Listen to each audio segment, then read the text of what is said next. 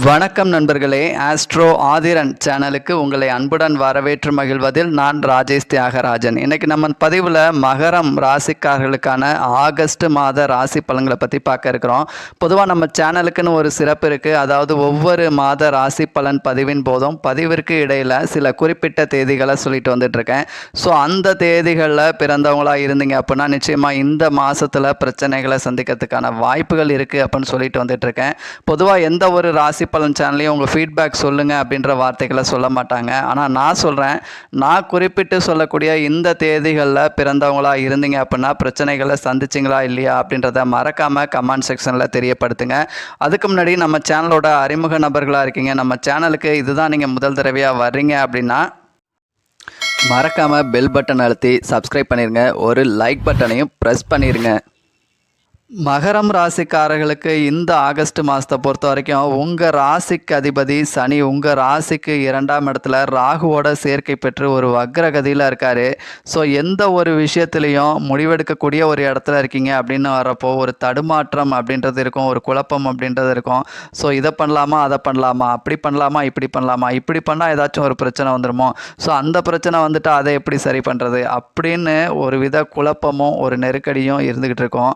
ஆனால் நீங்கள் ஒரு முடிவெடுக்கக்கூடிய ஒரு இடத்துல இல்லை, ஒரு நார்மலான ஒரு இடத்துல இருக்கீங்க அப்படின்றப்போ இந்த மாதம் உங்களுக்கு ஒரு அமைதியான மாதம், ஒரு தடுமாற்றம் அப்படின்றது இருக்காது அப்படின்னு சொல்லலாம். ஏன் அப்படின்னு கேட்டிங்கன்னா, உங்கள் ராசிக்கு அதாவது மனதுக்காரகன் அப்படின்னு சொல்லக்கூடிய சந்திரனை உங்கள் ராசிக்கு 7ஆம் இடத்துலேருந்து ஆத்மகாரகன் அப்படின்னு சொல்லக்கூடிய சூரியன் புதனோட சேர்ந்து உங்கள் ராசி சந்திரனை பார்க்கக்கூடிய காரணத்தினால மனதளவில் ஒரு வித தெளிவு இருக்கும். அதாவது இதுவே நீங்கள் மற்றவங்களுக்கு ஒரு முடிவுகள் சொல்லக்கூடிய ஒரு இடத்துல இருக்கீங்க, மற்றவங்க ஒரு பிரச்சனையோடு உங்ககிட்ட வர்றாங்க அப்படின்னா நீங்கள் ஒரு தெளிவான பதிலை கொடுப்பீங்க. ஸோ இதை பண்ணுப்பா, இப்படி பண்ணுப்பா, சரியாயிருப்பா, அதை பண்ணுனா கிளிக் ஆயிரும் அப்படின்னு மற்றவங்களுக்கு நீங்கள் கொடுக்கக்கூடிய ஐடியாக்கள் ஆலோசனைகள் ஒரு சக்ஸஸ் ஆயிரும். ஆனால் உங்களுக்கு அப்படின்னு வரப்போ நீங்கள் முடிவெடுக்கக்கூடிய இடத்துல இருக்கீங்க அப்படின்னு வரப்போ இந்த மாதம் உங்களுக்கு ஒரு தடுமாற்றம் அப்படின்றது இருந்துகிட்டு இருக்கும், குழப்பம் அப்படின்றது இருந்துகிட்டு இருக்கும் அப்படின்னே சொல்லலாம். உங்களுக்கும் உங்கள் லைஃப் பார்ட்னருக்கும் அண்டர்ஸ்டாண்டிங் எப்படி இருக்கும், குடும்ப வாழ்க்கை எப்படி இருக்கும் அப்படின்னு எடுத்துக்கிட்டிங்கன்னா, உங்கள் ராசிக்கு 7ஆம் இடத்துல சூரியன் புதனோட சேர்க்கை பெற்று உங்கள் ராசியை பார்க்கக்கூடிய காரணத்தினால இந்த மாதம் உங்களுடைய குடும்ப வாழ்க்கை அப்படின்றது ஒரு திருப்திகரமானதாக இருக்கும், மகிழ்ச்சிகரமானதாக இருக்கும்னு சொல்லலாம். ஆனால் என்ன தான் திருப்திகரமானதாக இருந்தாலும் உங்கள் ராசிக்கு 6ஆம் இடத்துல சுக்கிரன் குருவோட சேர்க்கை பெற்றிருக்கக்கூடிய காரணத்தினால பண விவகாரங்களில், கடன் விஷயங்களில், யாருக்கும் கடன் கொடுத்தது, செலவு பண்ண விஷயங்களில், இல்லை கடன் வாங்கின விஷயங்களில் ஏதோ ஒரு வித வாக்குவாதங்களை சந்திக்கிறதுக்கான வாய்ப்புகள் இருக்குது அப்படின்னே சொல்லலாம். இதை ஏன் இப்படி செலவு பண்ணீங்க, அதை ஏன் அப்படி செலவு பண்ணீங்க, அவனுக்கு ஏன் அப்படி கடனை கொடுத்தீங்க அப்படின்ற சின்ன சின்ன வாக்குவாதங்களை ஃபேஸ் பண்ணுறதுக்கும் வாய்ப்புகள் இருக்குது. இருந்தாலும் அதையும் தாண்டி ஒற்றுமை அப்படின்றது மனதளவில் ஆத்மார்த்தமாக ஒற்றுமை அப்படின்றது உங்களுக்கும் அவங்களுக்கும் இருக்கும். இந்த மாதத்தை பொறுத்த வரைக்கும் உங்கள் குழந்தைகள் அப்படின்னு வரப்போ உங்கள் ராசிக்கு 5ஆம் இடத்த அதிபதி சுக்கிரனும் சரி, புத்திரக்காரகன் குருவும் சரி உங்கள் ராசிக்கு 6ஆம் இடத்துல இருக்கக்கூடிய காரணத்தினால குழந்தைகளுக்கு ஏதாச்சும் உடல் ரீதியான தொந்தரவுகளை சந்திக்கிறதுக்கான வாய்ப்புகள் இருக்குது. ஸோ குழந்தைகளோட ஆரோக்கியங்களில் கொஞ்சம் கவனம் எடுத்துக்கோங்க.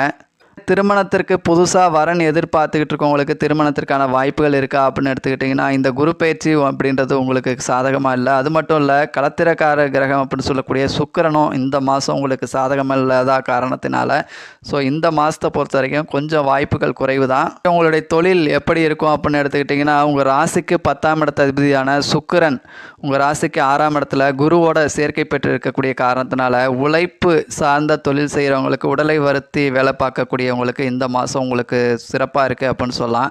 ஆனால் அதே நேரத்தில் மற்றவங்களோட நிறைய பேரோட சேர்ந்து வேலை பார்க்குறீங்க, கூட பல பேர் வேலை பார்க்குறாங்க அப்படின்னு வரப்போ கூட வேலை பார்க்குறவங்களோட சின்னதாக ஒரு மிஸ் அண்டர்ஸ்டாண்டிங் பிரச்சனைகளுக்கான வாய்ப்புகள் இருக்குது அப்படின்னு சொல்லலாம். ஸோ கொஞ்சம் கூட வேலை பார்க்குறவங்களோட பேச்சை குறைச்சிக்கோங்க.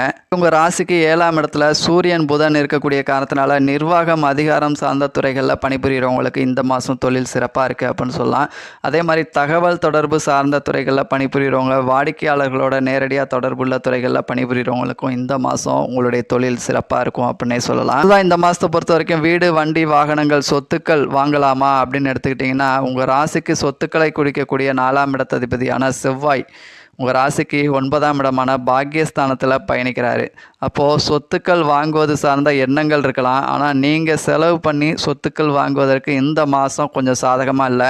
ஆனால் அதே நேரத்தில் உங்கள் உறவுகளின் பெயர்களில் உள்ள சொத்துக்களை உங்கள் பெயருக்கு மாற்றம் செய்வதற்கான வாய்ப்புகள் அப்படின்றது சாதகமாக இருக்குது. அதாவது உங்கள் அப்பா பேரில் உள்ள சொத்துக்களாக இருக்கலாம், உங்கள் தாயாருடைய பெயரில் உள்ள சொத்துக்களாக இருக்கலாம். உங்கள் பெயருக்கு பெயர் மாற்றம் செய்கிறதுக்கு இந்த மாதம் சாதகமாக இருக்குது அப்படின்னு சொல்லலாம். ஏன்னா செவ்வாய் பாக்கியஸ்தானம், பாக்கியம் அப்படின்றது என்னன்னு கேட்டிங்கன்னா நம்ம உழைக்காமல் கிடைக்கிறது. அப்போ அப்பா பேரில் உள்ள சொத்து பையனுக்கு தான் வருது, தாயார் பேரில் உள்ள சொத்து பிள்ளைக்கு தான் வருது. அப்படின்றதுனால இது உழைக்காமல் கிடைக்கக்கூடிய சொத்துக்களாக வரதுக்கான வாய்ப்புகள் இந்த மாதம் சாதகமாக இருக்குது அப்படின்னு சொல்லலாம். மாணவர்கள் கல்வி அப்படின்னு எடுத்துக்கிட்டிங்கன்னா உங்கள் ராசிக்கு 4ஆம் இடத்ததிபதி செவ்வாய் உங்கள் ராசிக்கு 9ஆம் இடத்துல இருக்கக்கூடிய காரணத்தினால கல்வியை பொறுத்த வரைக்கும் சிறப்பாக இருக்குது. அதே மாதிரி வெளியூர்களில் போய் தங்கி படிக்கிறவங்களுக்கும் இந்த மாதம் சிறப்பாக இருக்குது அப்படின்னு சொல்லலாம். மாணவர்களோட டிஸ்கஸ் பண்ணி படிப்பீங்க அப்படின்னு சொல்லலாம். உத்திராடம் நட்சத்திரம் 2, 3, 4ஆம் பாதத்தில் பிறந்தவங்க, திருவோணம் நட்சத்திரத்தில் பிறந்தவங்க, அவிட்டம் நட்சத்திரம் 1, 2ஆம் பாதத்தில் பிறந்தவங்க இந்த மகரம் ராசிக்காரர்களாக இருப்பீங்க. இதில் உத்திராடம் நட்சத்திரக்காரர்கள் அப்படின்னு வரப்போ உங்கள் நண்பர்களாலேயோ லைஃப் பார்ட்னர்களாலேயோ ஏதோ ஒரு நல்ல செய்தி காத்திருக்கு அப்படின்னு சொல்லலாம். அவங்களால நிச்சயம் இந்த மாதம் பயனடைவீங்க அப்படின்னு சொல்லலாம். அடுத்ததாக திருவோணம் நட்சத்திரக்காரர்கள் அப்படின்னு வரப்போ தொழில் ரீதியாக முன்னேற்றங்களை சந்திப்பீங்க. தொழிலில் ஒரு வித ப்ரொமோஷனுக்கான வாய்ப்புகள் இருக்குது அப்படின்னு சொல்லலாம். அடுத்தது அவிட்டம் நட்சத்திரக்காரர்கள் அப்படின்னு வரப்போ பெற்றோர்களுக்கும் உங்களுக்குமான அன்பு நெருக்கம் அப்படின்றது சிறப்பாக இருக்கும். சிறியதாக ஏதாச்சும் ஒரு பயணங்களை மேற்கொள்ளுவீங்க அப்படின்னு சொல்லலாம். மேலும் சில குறிப்பிட்ட தேதிகளை சொல்கிறேன். அதாவது ஜனவரி மாதம் 8, 9, 10ஆம் தேதிகளில் பிறந்தவங்க, மார்ச் மாதம் 8, 9, 10ஆம் தேதிகளில் பிறந்தவங்க, மே மாதம் 8, 9, 10ஆம் தேதிகளில் பிறந்தவங்க, ஜூலை மாதம் 10, 11, 12ஆம் தேதிகளில் பிறந்தவங்க, செப்டம்பர் மாதம் 11, 12, 13ஆம் தேதிகளில் பிறந்தவங்க, நவம்பர் மாதம் 10, 11, 12ஆம் தேதிகளில் பிறந்தவங்க. ஸோ இந்த தேதிகளில் பிறந்தவங்களாக இருந்தீங்க அப்படின்னா இந்த மாதத்தில் பிரச்சனைகளை சந்திக்கிறதுக்கான வாய்ப்புகள் இருக்குது அப்படின்னு சொல்லிட்டு வந்துட்டுருக்கேன். ஸோ வண்டி வாகனங்களில் கவனமாக இருங்க. முன்கோபம் பிடிவாதத்தை குறைச்சிக்கோங்க. ஒரு மன ரீதியான பயம் இருக்கலாம், ஒரு கடன் சார்ந்த பிரச்சனையாக இருக்கலாம், இல்லை கடன் கொடுத்ததுனால வந்ததாக இருக்கலாம், கடன் வாங்கினதுனால வந்ததாக இருக்கலாம். ஸோ கொடுக்கல் வாங்கல் விஷயங்களில் கொஞ்சம் கவனமாக இருங்க, எச்சரிக்கையுடன் இருங்க. ஸோ இந்த தேதிகளில் பிறந்து இந்த மாதத்தில் பிரச்சனைகளை சந்திச்சிங்களா இல்லையா அப்படின்றத மறக்காமல் நம்ம சேனலில் கமெண்ட் செக்ஷனில் தெரியப்படுத்துங்க.